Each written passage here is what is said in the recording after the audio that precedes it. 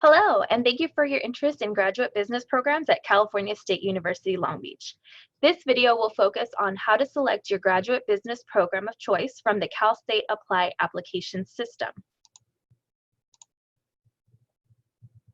Before you begin your application, you must first create an account using the Cal State Apply system. This requires you to create a unique username and password. You will be asked to provide a personal email address, which will be linked to your username. Creating an account is free by visiting calstate.edu/apply. Once you have created an account, you may browse grad programs from your homepage. To select a program, you will first need to click on the Add Program button located at the top center of the screen.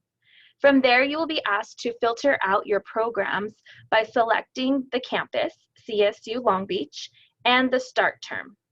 Also, ensure that the option to show indicates available programs as shown in green with the check mark at the bottom.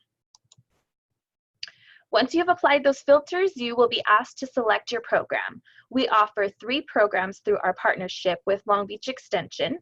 Those would be our Accelerated MBA program, Saturday MBA program, and MS in Information Systems program. All other programs can be located under Long Beach Graduate, shown on the right-hand side.